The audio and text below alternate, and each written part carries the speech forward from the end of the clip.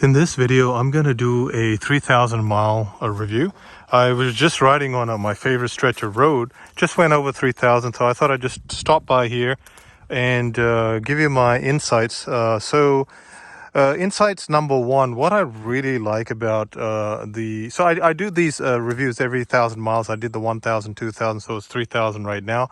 So I do it every 1,000 miles. So a lot has, from my side, I've learned a lot about the bike in the last 1,000 miles. And insight number one is I've really got to really like the 21-inch front wheel. I never used to like it. It took me a long time to get used to it because I've always been used to the 17 and the 19 inches on my sports bikes. And now I'm really used to the 21 inch front wheel, and I love it. I think it's just brilliant. And the reason why I like it is it really handles bumpy roads extremely well, and it's just the combination of the 21 inch and the suspension, it just makes these choppy rides, these country rides, much more fun. A lot of fun. So that's my insight number one, is the 21 inch wheel. Really got to like it.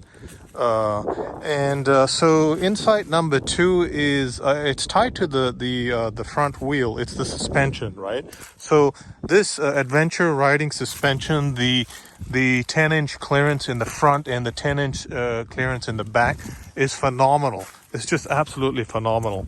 For the bumpy rides, it's very, very comfortable to ride, right? So that's kind of what I've learned in the last 1,000 miles. And I think between 2,000 and 3,000 miles, you really bond with the bike, right? You really got bond with it. Now I think I've got a pretty good understanding of it. Insight number three is tied to just the configuration of this bike. Adventure ride, is the seat height, right? The configuration, the seating style. It's got a 34.6 inch seat, and just the way it's set up, a dirt bike style ride, right? It just gives me a really good visibility of the road, of the roads, and I feel a lot very, very safe on this bike, right? So that's been one other key learning on this bike. Now the other insight that I've had on the bike is insight number four. I think I'm at insight number four. Is it's just the riding position. The riding position is amazing on this bike, right? It's just the adventure style riding, the riding position. I just love it. I think it's probably the most comfortable bike that I've ever had in my garage. It's the ergonomics, fantastic, and it's really tied to the kind of the ergonomics and the way it's just set up. It's just a really nice riding position. Now, the seat can get high. It's kind of a hit and miss. Sometimes you don't like a high riding position, like you may not like it.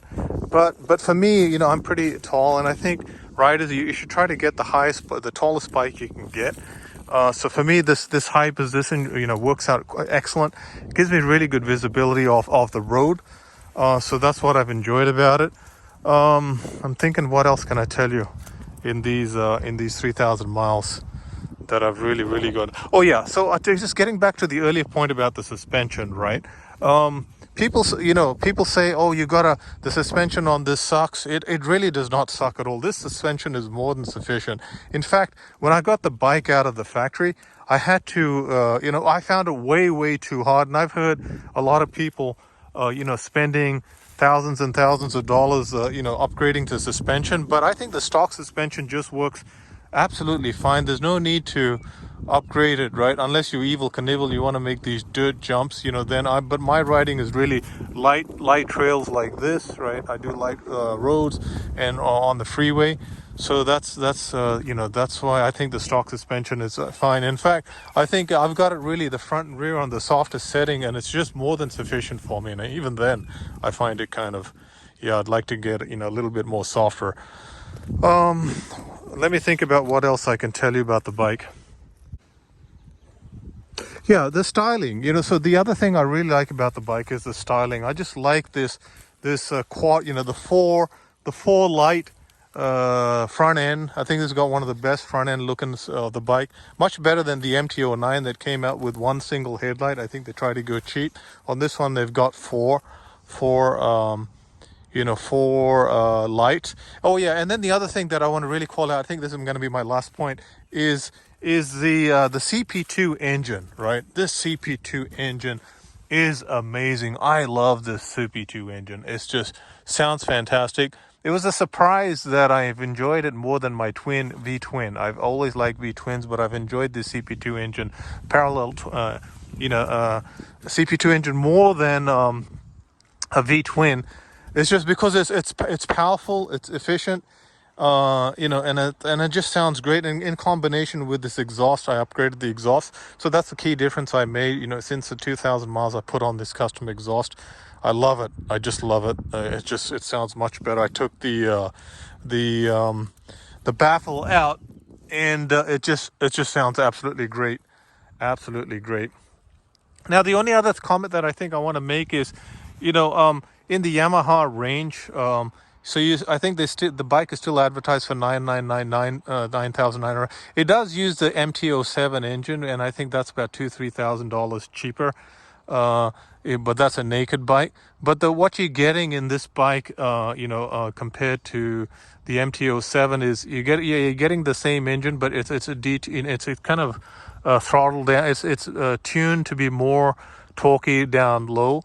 But what you're really getting for the additional $2,000-$3,000 difference, and then also in comparison to the R7, because these engines in the R7 is the suspension setup, right? The Adventure suspension setup. It's not cheap suspension on this. It's really good suspension. And then the other thing you're getting is the Brembo brakes, right? So it's got Brembo brakes in the front and rear, and that's like a high quality braking, and the braking is just absolutely fine, because on the KTM 890 apparently the discs warp, right? So this one has no warping of the disc that's braking. It's just absolutely fine for this kind of style. So anyway, that's all I wanted to call out.